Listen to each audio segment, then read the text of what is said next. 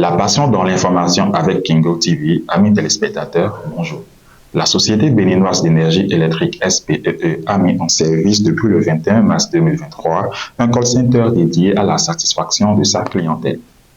Dénommé Call Me SBEE et joignable 24h/24 au 7302, ce service est l'un des nombreux fruits des réformes et innovations structurantes engagées depuis 2018 par le gouvernement béninois à travers le projet d'amélioration des services énergétiques PASE au fin d'améliorer ses services opérationnels. Les cybercriminels opèrent au nom du ministère des Sports. L'Office central de répression de la cybercriminalité OCRC alerte sur un nouveau mode opératoire des criminels. Il est indiqué que ces hors-la-loi se font passer pour des promoteurs du football béninois et font croire à leurs victimes qu'ils sont mandatés par le ministère des Sports pour organiser des tournois de football en République du Bénin. Il les invite donc à payer une somme de 100 000 francs par équipe inscrite. Une fois les sous encaissés, ils rompent les liens avec ces dernières. Les populations sont donc invitées à la vigilance pour éviter ce genre d'arnaque.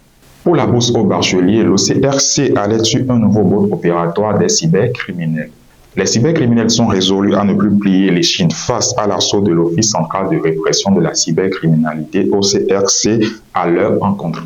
Ils développent plusieurs pratiques pour arnaquer la population sur lesquelles l'Office a décidé de faire la lumière depuis peu.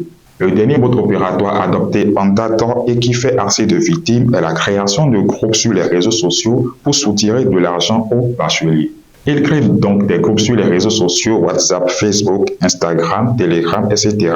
auxquels ils invitent les nouveaux bacheliers à intégrer. Une fois membres, ces derniers se font proposer par des bourses d'études dans divers pays à l'étranger. Ils sont alors appelés à payer des frais de constitution de dossiers, d'attestation d'octroi de bourses, etc. prévient l'OCRC. Dès lors que les victimes paient ces divers frais exigés, les brouteurs retirent ces derniers de ces groupes sans aucune raison valable. Pour finir, ils rompent donc tout lien avec ces derniers afin de jouir pleinement de leurs fruits. L'OCRC invite donc les populations en général et les bacheliers en particulier à la vigilance face à ces genres de situations. Du côté de la Criette, ces cybercriminels sont déposés en prison. La Cour de répression des infractions économiques et du terrorisme Criette a encore frappé.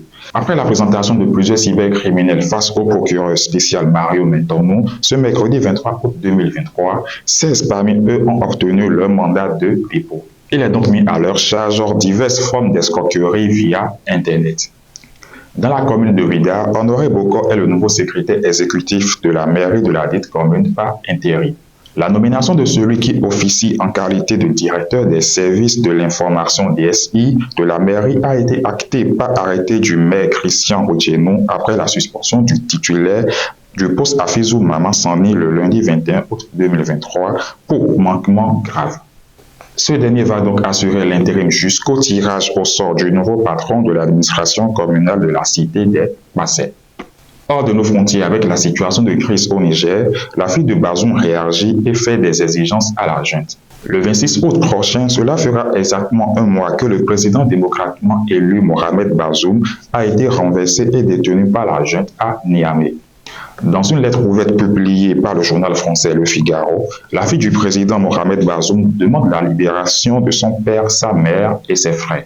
En Russie, la confirmation de la mort de Evgeny Prigojine est faite par Wagner. Mauvaise nouvelle pour le groupe de sécurité privé russe Wagner. Son patron Evgeny Prigojine est mort dans un crash d'avion le mercredi 23 août 2023. L'avion privé qui avait à son bord 10 personnes s'est écrasé dans la région de Tver en Russie. Et voilà le tour de l'information de ce jour avec Kingo TV. Merci de nous avoir suivis. Portez-vous bien et à très vite.